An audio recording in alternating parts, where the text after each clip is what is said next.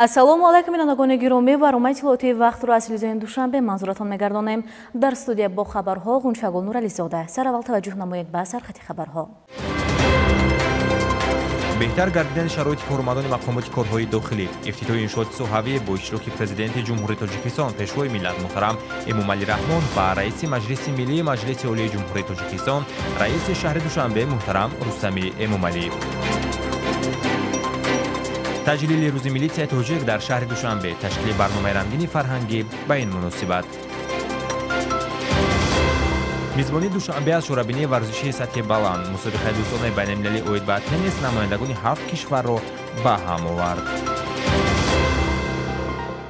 10 ноябр президенти ҷумҳурии Тоҷикистон, пешвои миллат муҳтарам Эмомалӣ Раҳмон ва раиси маҷлиси миллии маҷлиси олии ҷумҳурии Тоҷикистон, раиси шаҳри Душанбе муҳтарам Рустами Эмомалӣ дар шаҳри Душанбе бинои нави шӯъбаи вазорати корҳои дохилӣ 1 дар ноҳияи Синоро ба истифода доданд. 10 ноябр президенти ҷумҳурии Тоҷикистон, пешвои миллат муҳтарам Эмомалӣ Раҳмон ва раиси маҷлиси миллии маҷлиси олии ҷумҳурии Тоҷикистон, раиси шаҳри Душанбе муҳтарам Рустами Эмомалӣ дар шаҳри Душанбе бинои нави шӯъбаи вазорати корҳои дохилӣ 1 дар ноҳияи Синоро ба истифода доданд. сарвари давлат муҳтарам Эмомалӣ Раҳмон бо шароити фароҳамгардида шинос шуда, бо ҳайати шахсии шӯъбаи вазорати корҳои дохилии 1 ноҳияи Сино суҳбат намуданд. ба пешвои миллат муҳтарам Эмомалӣ Раҳмон иттилоъ доданд, ки бино аз таҳхона ва 5 ошёна иборат буда, дорои 64 ҳуҷраи корӣ мебошад. он мувофиқи талаботи хизматӣ ва бо шароити мусоиди корӣ сохта шудааст. маҷлисгоҳи васеъ бино дорои 240 ҷойи нишаст буда, барои баргузорсозии ҷаласаҳои корӣ ва машғулиятҳои соҳавӣ пурра муҷаҳҳаз гардонида шудааст. синфхонаҳо ва толорҳои таълимии бино бо таҷҳизоти зарурӣ таъмин мебошанд. дар ин ҷо навъҳои гуногуни дастгоҳҳои соҳавӣ, яроқу аслиҳа, воситаҳои алоқа ва дигар лавозимоти корӣ ҷой дода шудааст. барои кормандон китобхонаи замонавӣ низ фаъолият мекунад. ҳамчунин ҳангоми корҳои сохтмонӣ ба ободонии гирду атроф таваҷҷӯҳи махсус дода шуда, дар саҳни бино майдони сафороӣ, таваққуфгоҳ барои мошинҳои хизматӣ ва дигар иншооти ёрирасон низ бунёд гардидааст. зимни суҳбат бо ҳайати шахсии президенти кишвар муҳтарам Эмомалӣ Раҳмон таъкид намуданд, ки кормандон бояд ҳамеша ҳушёру зирак бошанд, дониш ва малакаи худро баланд бардоранд ва барои пешгирӣ аз ҳар гуна ҳолатҳои ногаҳонӣ омода бошанд. мо кормандони милитсияи пойтахт изҳори миннатдории самимии худро ба сарфармондаи олии қувваҳои мусаллаҳи ҷумҳурии Тоҷикистон, пешвои муаззами миллат муҳтарам Эмомалӣ Раҳмон мерасонем, ки имрӯз боз як бинои хуштару замонавӣ муҷаҳҳаз бо тамоми шароит ва лавозимоти зарурии корӣ мавриди баҳрабардории кормандони мақомоти милитсияи пойтахт қарор дода шуд. ба истифодадиҳии ин бино дар рӯзи иди касбии кормандони милитсия рост омад, ки воқеан ин як тӯҳфаи арзишманди роҳбарияти олии кишвар, махсусан пешвои муаззами миллат ба сохтори мақомоти милитсияи пойтахт ба шумор меравад. ҷавобан ба ҳамаи ин ғамхорӣ ва дастгириҳои роҳбарияти олии кишвар мо талош меварзем, то вазифа ва ӯҳдадориҳои хизматии худро сарбаландона иҷро намуда, дар таъмини суботу оромӣ саҳми арзишманди худро гузорем. бунёди чунин бинои замонавӣ ва таъмин намудани он бо таҷҳизоти муосир имкон медиҳад, ки кормандони мақомоти корҳои дохилӣ вазифаҳои худро боз ҳам беҳтар ва бо масъулияти баланд иҷро намоянд. дар охир ба шӯъбаи вазорати корҳои дохилӣ 1 дар ноҳияи Сино як зумра нақлиёти нави хизматӣ супорида шуд. пешвои миллат муҳтарам Эмомалӣ Раҳмон ба кормандон дастур доданд, ки ба ватан содиқона хизмат намуда, дар ҳифзи тартиботи ҷамъиятӣ, таъмини амнияти шаҳрвандон ва таҳкими асосҳои давлатдории миллӣ саҳми арзанда гузоранд.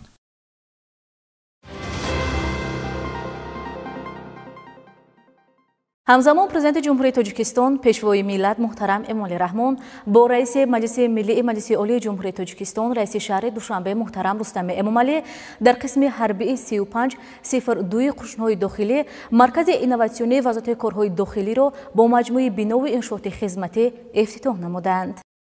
10 ноябр президенти ҷумҳурии тоҷикистон пешвои миллат муҳтарам Эмомалӣ Раҳмон бо раиси Маҷлиси Миллии Маҷлиси Олии ҷумҳурии тоҷикистон, раиси шаҳри Душанбе муҳтарам Рустами Эмомалӣ дар қисми ҳарбии 3502 қушунҳои дохилӣ маркази инноватсионии Вазорати корҳои дохилиро бо маҷмӯи бинову иншооти хизматӣ ифтитоҳ намуданд. Боздиди роҳбари давлат аз бинои шуъбаи махсуси зудамали қисми ҳарбии 3502 қушунҳои дохилӣ бо вохӯрӣ бо ҳайати шахсӣ ин ниҳод оғоз ёфт. иттилоъ дода шуд ки дар ҳамин мавзеъ барои ташкили фаъолияти хизматии кормандони шуъбаи махсуси зудамали қисми ҳарбии 3502 бинои дуошёна сохта шудааст ки он аз хобгоҳ, ҳуҷраҳои кориву санитарӣ, ҳуҷраи нигоҳдории аслиҳа ва лавозимоти ҷангӣ, китобхона ва дигар иншооти ёрирасон иборат аст. Бино бо истифода аз масолаи бо сифати сохтмонӣ бо тарҳи муосир бунёд шуда, дар он барои ҳайати шахсӣ ва кормандони шуъбаи махсуси зудамали қисми ҳарбии 3502 қушунҳои дохилӣ шароити хуби корӣ ва хизматӣ фароҳам оварда шудааст. пешвои миллат муҳтарам Эмомалӣ Раҳмон зимни суҳбат ҳайати шахсиро ба муносибати рӯзи касбиашон самимона табрик намуданд ва кормандони мақомоти корҳои дохилиро ба хизмати софдилона ба ватан ва истифодаи самараноки шароиту имконоти фароҳамшуда ҳидоят карданд.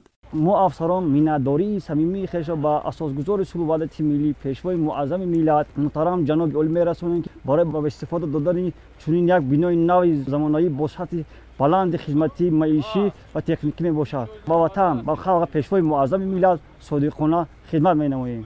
зимни боздид аз маркази нави инноватсионии Вазорати корҳои дохилии ҷумҳурии тоҷикистон ба президенти кишвар иттилоъ доданд ки дар марказ мутахассисон пас аз хатми курсҳои омӯзишӣ бо истифода аз хати нави технологӣ ва дастгоҳу таҷҳизоти махсус ҳавопаймоҳои хурди бесарнишин ва маҷмӯи бесарнишини разведкаи ҳавоиро омода месозанд. маркази инноватсионии Вазорати корҳои дохилӣ ва маҷмӯи иншооти таъиноти хизмативу маишӣ бо супориши президенти кишвар ҷиҳати рақамикунонии соҳа, омӯзиш ва омодасозии кадрҳои ҷавони сатҳи технологияи рақамӣ дар муҳлати 5 моҳ сохта шудааст. низоми муосири фаъолият дар сохтори Вазорати корҳои дохилии ҷумҳурии тоҷикистон дар доираи эълони солҳои 2025-2030 солҳои рушди иқтисоди рақамӣ ва инноватсия амалӣ шуда ба тақвияти омодабошии ҷангии воҳидҳои таъиноти махсус, таъмини амният, мубориза бо терроризм ва ошкору пешгирӣ намудани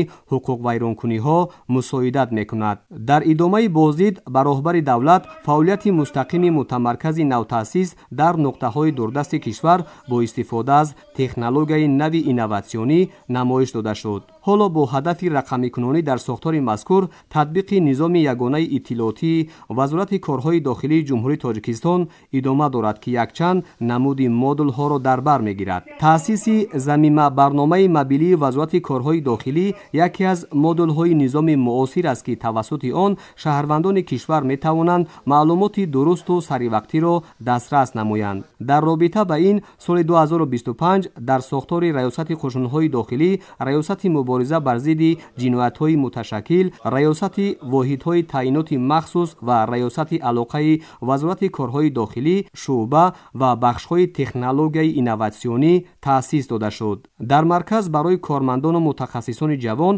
шароити хуби корӣ фароҳам оварда шудааст ки бо таҷҳизоти лозима таъмин мебошад. мехоҳам миннатдории ҳайати шахсии қушунҳои дохилиро ба сарфармондии олии қувваи мусаллаҳ, ба ҳукумати ҷумҳурии тоҷикистон ҷиҳати дастгирии ғамхориҳои пайваста баён намоям.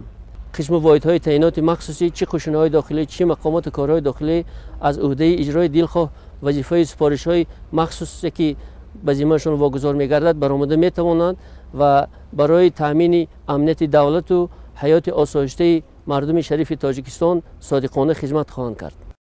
дар ҳамин ҷо президенти кишвар муҳтарам Эмомалӣ Раҳмон ҳамзамон бо шароити бинову иншооти дигари навсохт шинос шуданд. иттилоъ дода шуд ки дар ин мавзеъ барои пешбурди фаъолият ва будубоши хизматчиёни ҳарбӣ ҳамзамон бинои дуошёнаи маъмурӣ, бинои таълимӣ, бошишгоҳи нигоҳдории техника, истгоҳи мошинҳо, толори варзишӣ, ошхона, ҳаммоми замонавӣ, майдончаҳои футболи хурд ва волейбол, ҳавзи шиноварии тобистона, комплекси машқ машқҳои атлетикӣ, бинои озмоишгоҳи махсус, майдони сафъороӣ ва хати монеаҳои махсус барои машқу тамрин бунёд шудааст ки ҳамаи он бо таҷҳизоту лавозимот ва инфраструктураи зарурӣ таъмин мебошад. ҳамаи бинову иншооти навсохти қисми ҳарбии 3502 қушунҳои дохилӣ бо системаи ягонаи гармидиҳӣ пайваст аст.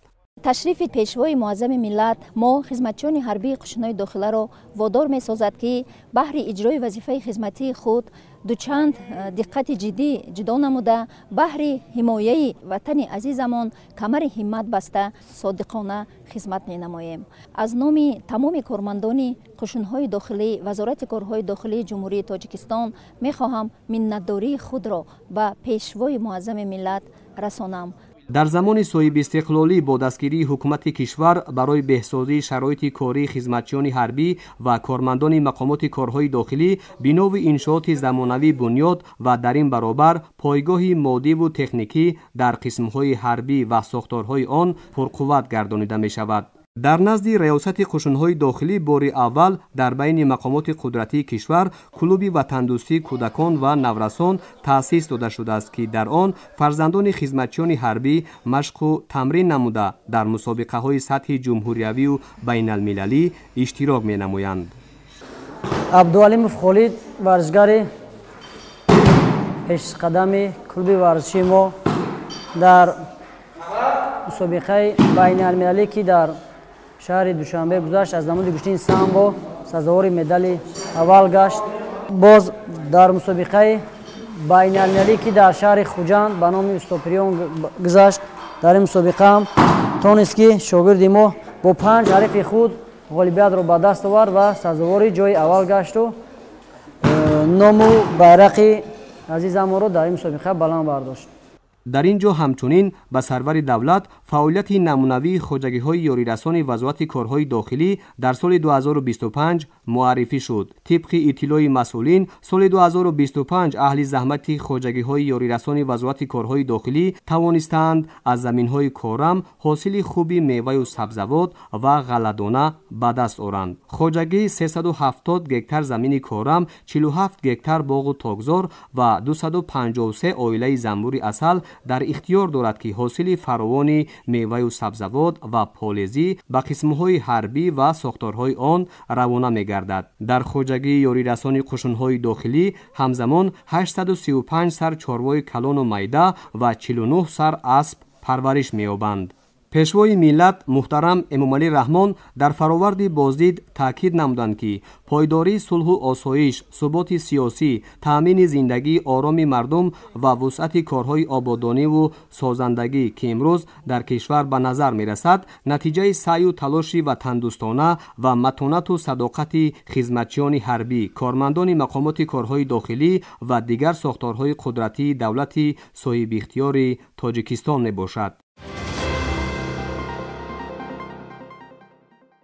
10 ноябр инчунин президенти ҷумҳурии Тоҷикистон пешвои миллат муҳтарам Эмомалӣ Раҳмон ва раиси маҷлиси миллии маҷлиси олии ҷумҳурии Тоҷикистон раиси шаҳри Душанбе муҳтарам Рустами Эмомалӣ дар қисми ҳарбии 3502 қушунҳои дохилӣ ҳамчунин ба таври фосилавӣ биноҳои нави истиқоматӣ барои кормандони мақомоти корҳои дохилӣ дар ноҳияи Шоҳмансури шаҳри Душанбе ва шаҳри Хуҷанд ва 2 бинои нави хадамоти давлатии оташнишонӣ дар ноҳияи Бобоҷон Ғафурови вилояти Суғд ва ноҳияи Вахши вилояти Хатлонро افتتاح نمودند.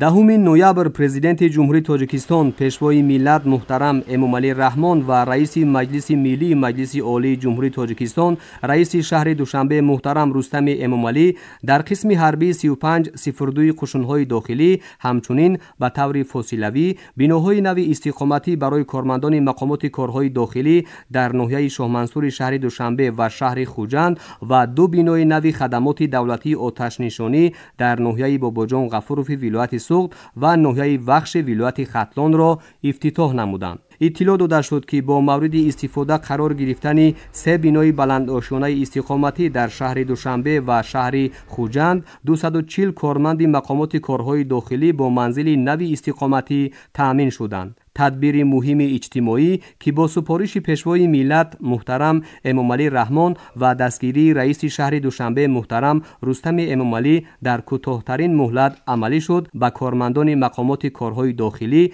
نیروی تازه بخشید. بینای نوی استقامتی در کوچه صدرالدین عینی پایتخت با طرح معاصر ساخته شده از 5 آشیانه و 32 خانه 1، 2 و 3 حجرگی عبارت است. خدمتچیان حربی این نهاد قدرتی به سرور دولت برای توجه و غمخواری همیشگیشان به کارمندان مقامات کارهای داخلی اظهار سپاس نموده تاکید داشتند که بهر اجرای مسئولیت‌های کسبیشان صادقانه و پاکوجدانانه به وطن و مردم تاجیکستان خدمت می‌نمایند. انشاءات دوم استقامتی در کوچه احمد دانش ناحیه شاه منصور پایتخت با رعایت قاعده‌های معماری و شهرسازی بنیاد یافته است که در آن برای زیست و استراحت کارمندان مقامات کارهای داخلی شرایط خوب فراهم شده است. بنا از 18 آشیانه و تهخانه عبارت بوده برای تامین 128 کارمند شعبه‌های وزارت کارهای داخلی در شهر و ناحیه‌های جمهوری با منزل نوی زیست پیش بینی گردیده است. در دایره کارهای آبادانی برای کودکان و کلانسالان در نزد این بیناها ایوان و نشستگاه‌ها و میدانچه‌های خرد بازی بنیاد شده است. ما کارمندان وزارت کارهای داخلی سالهای طولانی برای نداشتن منزل استقامتی تنقیسی میکشیدیم. امروز ما با دستگیری پدرانه شما صاحب منزل‌های استقامتی زیبای زمانوی شدیم. کوشش میکنیم که به چنین غمخوری‌های شما سزاوار باشه. به خلق و وطن صادقانه خدمت میکنیم. محترم جناب عالی، با عرض سپاس از نام خودم و هیئت شخصی وزارت کارهای داخلی جمهوری تاجیکستان که امروز با دستگیری شما صاحب منزل استقامتی گشته ایم منتداری بیان میکنم.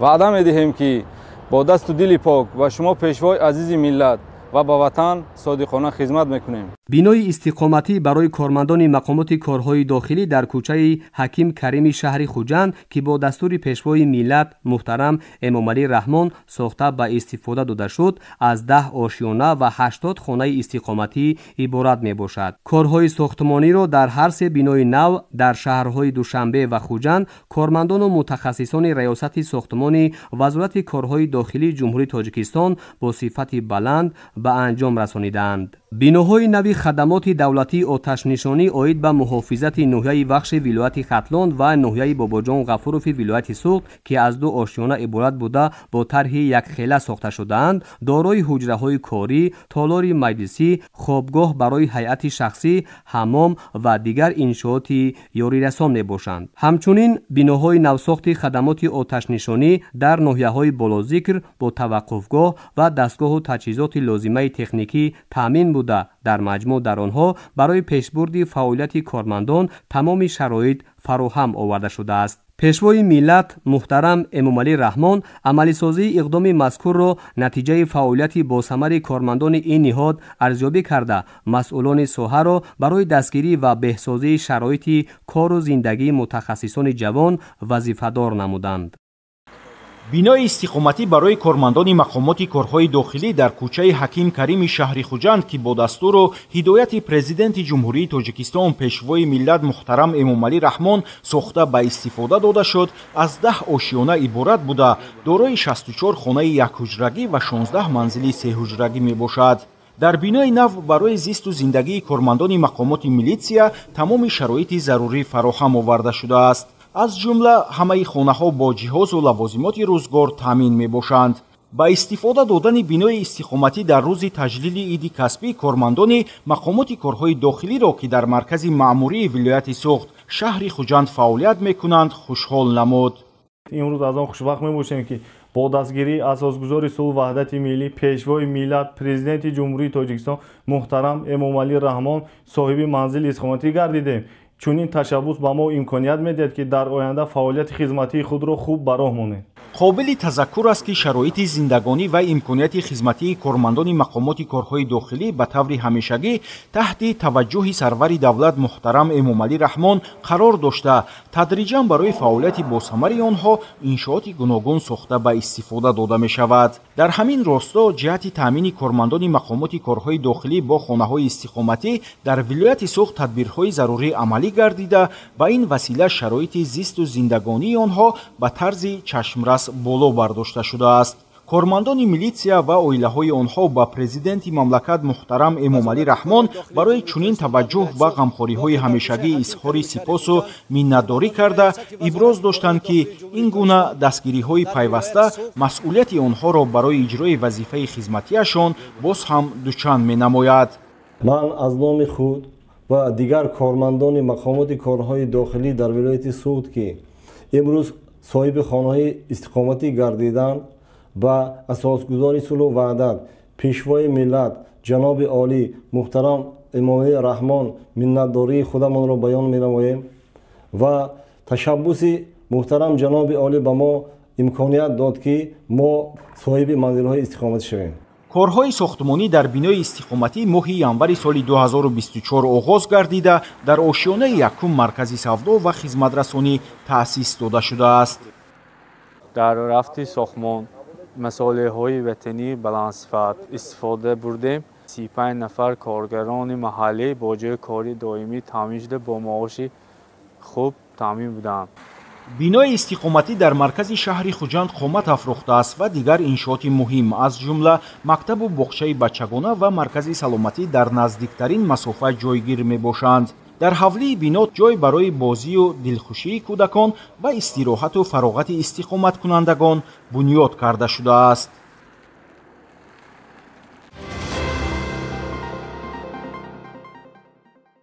ҳамасола 10 ноябр дар саросари кишвар рӯзи милитсияи тоҷик ҳамчун рамзи далерию шуҷоатмандӣ, садоқат ва хизмат ба халқу ватан таҷлил мегардад. ба ин муносибат бо иштироки роҳбарият ва ҳайати шахсии раёсати вазорати корҳои дохилӣ дар шаҳри Душанбе ва ноҳияҳои он ҷаласаи тантанавии идона доир гардид.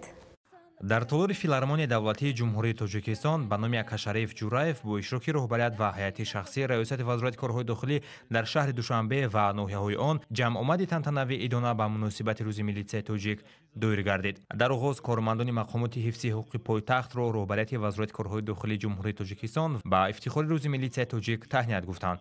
бевосита аз ҷониби президенти ҷумҳурии Тоҷикистон пешвои миллат муҳтарам Эмомалӣ Раҳмон хизматҳои содиқона, ҷасорату матонат ва саҳми арзишманди кормандони милитсия дар таъмини амнияту оромии ҷомеа мавриди қадршиносӣ қарор гирифта, бо беҳтар гардидани шароити хизматию маишӣ. имрӯз милитсияи тоҷик ба як сохтори қудратманд, сипари боэътимод ва муҳофизи ҳуқуқу манфиатҳои шаҳрвандон табдил ёфтааст. воқеан милитсияи тоҷик ифтихори давлат ва такягоҳи ҷомеа аст. зимни суханронии худ муовини якуми раиси шаҳри Душанбе Бахтиёр Шарифӣ қайд намуд ки бо шарофати заҳмату садоқати фарзандони шуҷои он имрӯз сулҳу субот, тартибот ва оромӣ дар саросари мамлакат таъмин гарда, ҳуқуқу манфиатҳои шаҳрвандон ҳифз мешаванд. милитсияи тоҷик тӯли даврони соҳибистиқлолӣ барои ҳимояи дастовардҳои даврони истиқлол, ҳифзи зиндагии осоиштаи сокинони мамлакат ва обрӯи миллату давлати худ ҳамеша дар сафи пеши мубориза қарор дошта, аз худ матонату ҳушёрӣ, ҷасорату фидокорӣ ва садоқату ватандӯстии баланд нишон додааст. сипас барномаи рангини консерти аҳли ҳунар ва санъати кишвар пешниҳоди иштирокчиёни ҷамъомади идона ба муносибати рӯзи милитсияи тоҷик гардонида шуд.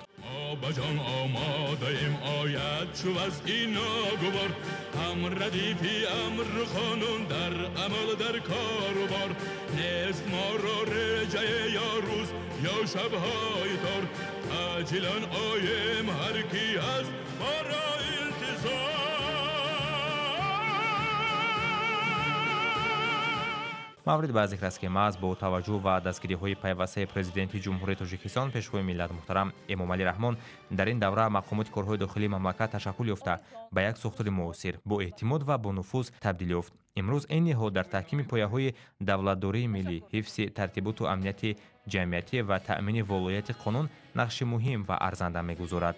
قول و قسم به نام سرور بدهیم ما وعده به امن خلق و کشور بدهیم ما قول و قسم به نام سرور بدهیم ما وعده به امن خلق و کشور بدهیم امن و وطن و سرور و قانون شرف است حرف چو شود جواب با سر بدهم. дар академияи идоракунии давлатии назди президенти ҷумҳурии тоҷикистон пайваста ҳамоишҳои илмию омӯзишӣ ташкил карда мешавад. ин навбат бо ташаббуси кафедраи сиёсатшиносӣ ва робита бо ҷомеа мизи мудаввар дар мавзӯи нақши Эмомалӣ Раҳмон дар таҳкими имиҷи сиёсии Тоҷикистон баргузор гардид. шарҳи бештар дар ин бора.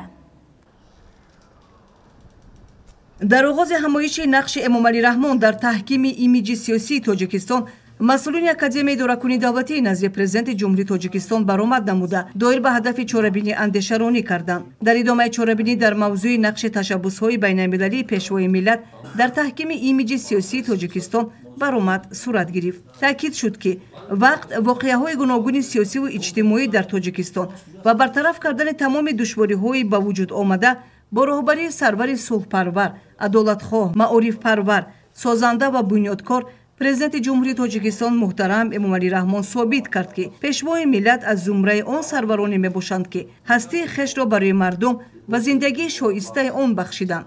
чунин кору пайкори таърихии пешвои миллат ба болоравии имиҷи давлати соҳиби истиқлол дар арсаи байналмилалӣ мусоидат намуд, қайд карда шуд дар идомаи мизи мудаввар. олимону донишмандони дигар дар раванди чорабинӣ доир ба нақши пешвои миллат муҳтарам Эмомалӣ Раҳмон дар муаррифии сиёсати хориҷии Тоҷикистон ибрози андеша карданд. инчунин вобаста ба мавзӯи Эмомалӣ Раҳмон ва консепсияи ҳамзистии осоишта дар сиёсати хориҷии ҷумҳурии Тоҷикистон андешаҳои созанда баён карда шуд. ҳамзамон дар мавзӯъҳои Эмомалӣ Раҳмон ва нуфузи байналмилалии Тоҷикистон ва нақши пешвои миллат дар эъмори Тоҷикистони соҳибистиқлол маърузаҳои олимону донишмандон пешниҳод гардид. дар қисми хотимавии мизи мудаввар мубодилаи афкор ва муҳокимаи фаъолона миёни иштирокдорон сурат гирифт. дар анҷом таъкид шуд ки сиёсати хиратмандона ва заҳматҳои пешвои миллат муҳтарам Эмомалӣ Раҳмон дар таҳкими нуфузи сиёсӣ ва байналмилалии ҷумҳурии Тоҷикистон нақши калидӣ доранд.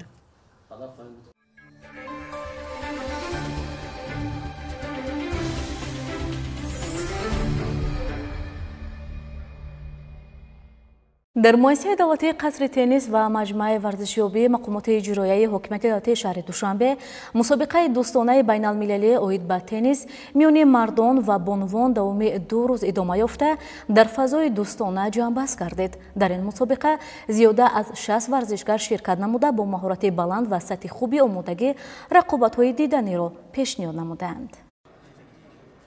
қасри теннис ва маҷмӯаи варзишёбии мақомоти иҷроияи ҳокимияти давлатии шаҳри Душанбе чорабинии варзиши сатҳи баландро бахшида ба 31-солагии Конститутсияи Ҷумҳурии Тоҷикистон ҳамзамон рӯзи президенти Ҷумҳурии Тоҷикистон мизбонӣ намуд ки ин мусобиқа варзишгарони 7 кишвари ҷаҳон Федератсияи Русия, Иёлоти Муттаҳидаи Амрико, Полша, Украина, Қазоқистон, Ӯзбекистон ва Тоҷикистонро ба ҳам овард. баргузории мусобиқаи дӯстонаи байналмилалии теннис дар шаҳри Душанбе ки ба 31-солагии Конститутсия ва рӯзи президенти Ҷумҳурии Тоҷикистон рос омадааст, як қадами муҳим дар самти рушди варзиш, муаррифии имкониятҳои кишвар ва таҳкими дӯстии байни миллатҳо арзёбӣ мешавад. рӯзи дуюм аст ки дар муассисаи қасри теннис ва маҷмӯаи обии шаҳри Душанбе мусобиқаи дӯстона байни 7 давлат рафта истодааст ки дар ин 7 намуди бозӣ аст. албатта зиёда аз 60 нафар иштирок доранд ки духтарҳо ва мардо иштирок доранд ва мо кӯшиш мекунем ки дар оянда ҳамин мусобиқаҳо зиёдтар шаванд, ҳамин намуди варзиш дар ҷумҳурии Тоҷикистон рушд биёбад ва на танҳо ин намуди варзиш, тамоми намуди варзиш дар ҷумҳурии Тоҷикистон рушд биёбад. раванди баргузории мусобиқаи теннис бо эҳсосоти гарму ҷолиб ҳамроҳ буд. варзишгарон аз кишварҳои гуногун бо рӯҳияи баланд ва омодагии ҷисмонӣ ба майдон омада маҳорати волои худро нишон доданд. мусобиқа дар фазои дӯстона баргузор шуда ҳар бозӣ пур аз лаҳзаҳои ҳаяҷоновару хотирмон буд. аз лаҳзаи нахустин бозигарон тавассути зарбаҳои дақиқ, ҳаракатҳои тез диққати тамошобинонро ҷалб намуданд.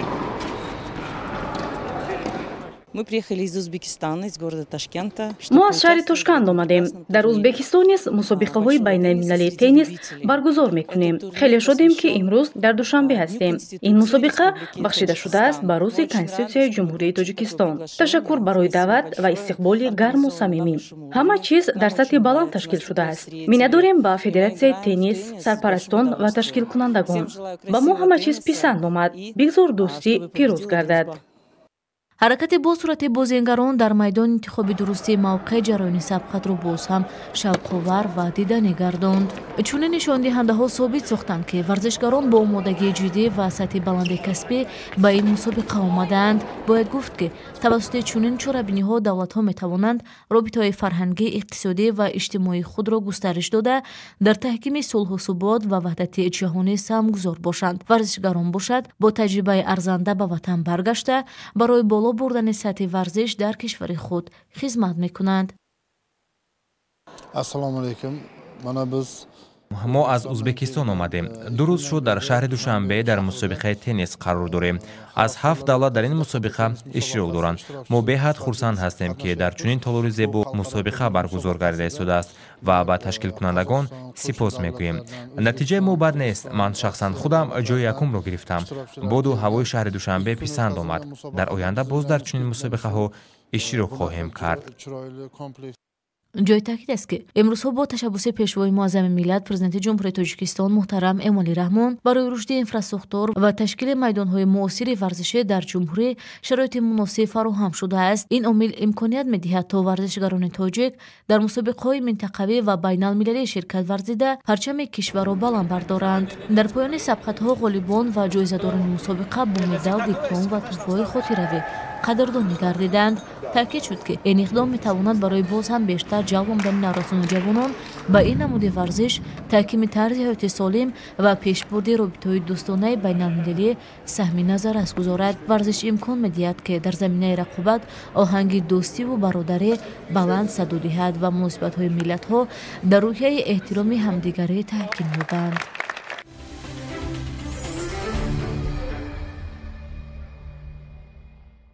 Ситодаи мураббиёни дастаи мунтахаби Тоҷикистон оид ба футбол таҳти роҳбарии Горан Стефанович ҳайати бозигаронро барои бозии интихобии ҷомии Осиё 2027 бар зидди Тимори Шарқӣ, ки 18 ноябр дар Дарвини Австралия баргузор мешавад, эълон кард.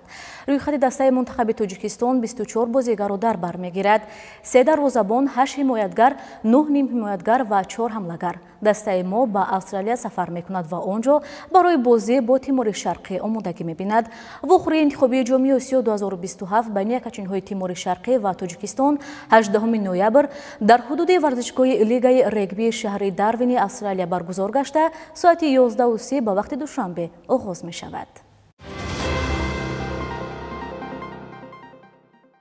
тамошобинони азиз, дар ҳамин ҷо мерасем ба фаҷои барномаи иттилоотии вақт. дар фаҷон баратон саломатию сарбаландӣ орзу мандем. хайр, пирӯз ман бимонед.